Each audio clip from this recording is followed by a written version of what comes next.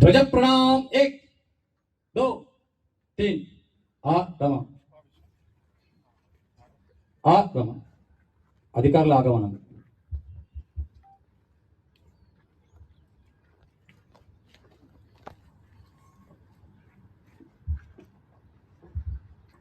సంఘ దక్ష ఉపవిశ అన్ని రకాల సద్గుణాలు ఉండేవి, కానీ అందరి హృదయాలు ఒక్కటి కాలేదు. అందరు కలిసి ఒక్కటిగా నిలబడాలనే ఆలోచన రాలేదు. ఒకవేళ అప్పుడే ఆ సేతు హిమాచలం అంతా జాగరణ తరంగాలు ఉప్పొంగి ఉంటే మన చరిత్రే మారిపోయేది. ఇప్పుడైనా మేల్కొని హిందూ సంఘటన శక్తిని దృఢపరచాలి. దేశ కాల సమస్యలన్నింటికి ఇదియే పరిష్కారం. సంఘటనమే ధ్యేయముగా సాగుతున్న సంఘమిది. శతవసంత పదమునందు ప్రవహించే గంగ ఇది. సంఘటనమే ధ్యేయముగా సాగుతున్న సంఘమిది. సాగుతున్న సంఘమిది. చలి చీమలే కాదు మనం ఛత్రపతుల వారసులం. గణ పౌరుష శౌర్యముల కాంతులకు కలికలం. వీరవ్రతుల పదము చూపు భారతాంబరదము నడుపు. వీరవ్రతుల పదము చూపు భారతాంబరదము నడుపు. శతవసంత పదమునందు ప్రవహించే గంగ ఇది. సంఘటనమే ధ్యేయముగా సాగుతున్న సంఘమిది. సాగుతున్న సంఘమిది. పెను తుఫాను ప్రళయాలకు ఎదురొట్టిన శాకలం. ప్రతిక్షణము సేవ కొరకు పరితపించు సైనికులం. కులమతాల కంచె చెరిపి హిందూ హిందూ బంధువంటూ కులమతాల. ఆదరణీయ నగర కార్య ప్రియ స్వయంసేవక బంధువులారా, పుర ప్రముఖులారా, ఈనాటి ఈ పద సంచలన కార్యక్రమం సిరిసిల్ల నగరంలో మనం జరుపుకుంటున్నాం. పెద్దలు చెప్తున్నారు, మనమంతా అదృష్ట కాలంలో ఉన్నాం. సంఘం ప్రారంభించి 100 ఏళ్ళు పూర్తయింది మొన్న దసరాకు, విజయదశమికి. ఈ శతాబ్ది ఉత్సవాల్లో మనం అందరము పాల్గొనే భాగ్యము మనకు కలిగింది. చూసినాము, అది మన అదృష్టం. చిన్న మొక్కగా ఉన్న సంఘం, చిన్న శాఖగా ఉన్న సంఘం ఈరోజు ప్రపంచవ్యాప్తంగా కోట్లాది మంది స్వయంసేవకుల ద్వారా, అనేక సంస్థల ద్వారా ప్రపంచవ్యాప్తంగా విరాజులుతూ సమాజానికి, ప్రపంచానికి ఒక మార్గదర్శనం చూపెడుతుంది.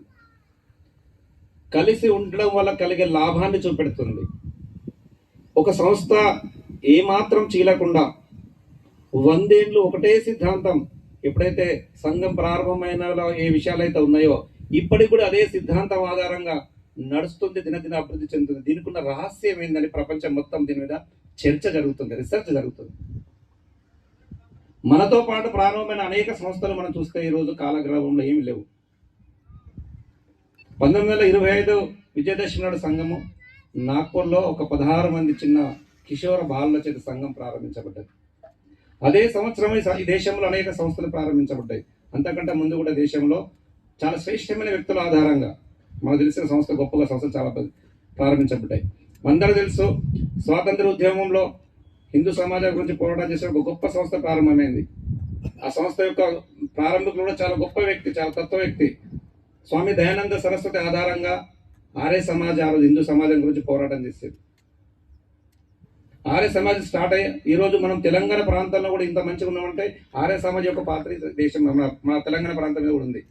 కానీ ఈరోజు ఆర్య సమాజ్ యొక్క పరిస్థితి చూస్తే కేవలం ఆస్తులు నిలబడ్డాయి.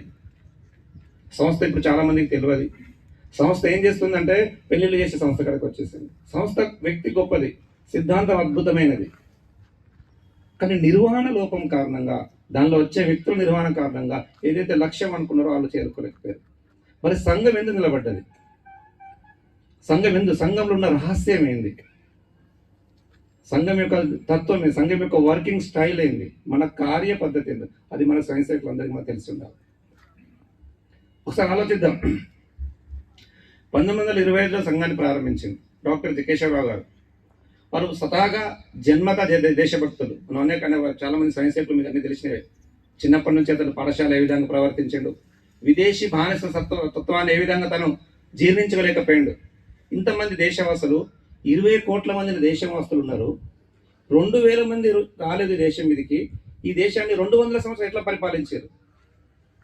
ఆయనకు ఆశ్చర్యం అనిపించేది. ఎక్కడి నుంచో వచ్చేసి 2000 మందితో వచ్చిన కొంతమంది 20 కోట్ల మందిని బానిసలుగా 200 సంవత్సరాలు చేశారు. ఏంది మరి జాతిలో ఉన్న లోపం ఏంది? అదేవిధంగా చరిత్ర గమనిస్తున్నప్పుడు విద్యార్థి నుంచి డాక్టరేట్ పూర్తి చేశాడు. డాక్టరేట్ పూర్తి చేసిన దేశం అంతా కూడా అప్పుడు స్వతంత్ర ఉద్యమాలు జరుగుతున్నాయి, స్వాతంత్ర పోరాటం జరుగుతుంది. తను కూడా డాక్టర్ గారు అనేక స్వతంత్ర పోరాటాలకు పాల్గొంటున్నాడు. స్వాతంత్ర పోరాటం 2 రకాలుగా ఆ రోజు సమాజం జరుగుతున్నది. విప్లవ మార్గంలో స్వాతంత్ర పోరాటం జరుగుతుండేది, ఇటు ఉద్యమాల ద్వారా శాంతియుతంగా స్వాతంత్ర పోరాటం జరుగుతుండేది. డాక్టర్ గారు రెండిట్లో చూశాడు. విప్లవ మార్గంలో స్వాతంత్ర పోరాట విప్లవకారులతో చాలా రోజులు కలిసి పనిచేశాడు. పనిచేస్తున్నప్పుడు ఆయన గమనించిన విషయం ఏంటంటే, ఈ విప్లవకారులు వాళ్ళ ప్రాణాలు తెగించి వాళ్ళ కుటుంబాలు వదిలిపెట్టి ఈ దేశ హితం కొరకు సర్వస్వం త్యాగం చేస్తున్నారు. ఈ దేశ పోరాటం చేస్తున్నారు. ఎంతో మంది బలిదానం అవుతున్నారు విప్లవకారులు, దేశభక్తులందరూ కూడా.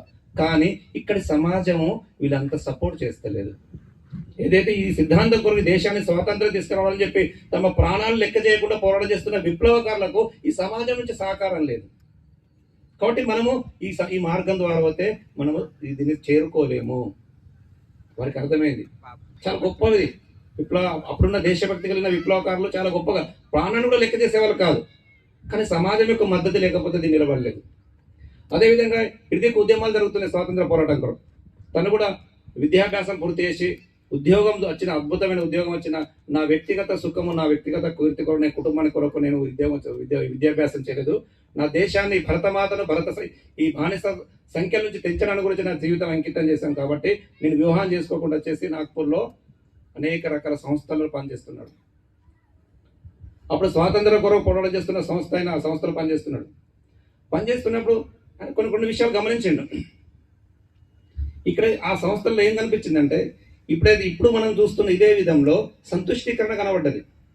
ఈ సమాజంలో పోరాటం జరుగుతుంది. ఆ పోరాటం చేసే వ్యక్తుల యొక్క మానసిక స్థితి ఎలా ఉందంటే, ఇక్కడున్న మిగతా వాళ్ళందరూ కలిస్తేనే మనకు స్వాతంత్రం వస్తుంది, ఈ మిగతా సమాజాన్ని, ఈ గుంపును కలుపుకోపోతేనే మనకు స్వాతంత్రం వాళ్ళు ఇస్తారు. అక్కడ ఆయన గమనించిన విషయం గమనించిండు. ఒక పెద్ద సభ జరుగుతుంది. ఆ రోజులలో స్వాతంత్ర ఉద్యమానికి ఒక గొప్ప నినాదం ఉండేది. వందే మాత్రం అనగానే జాతి మొత్తం ఏకమేది.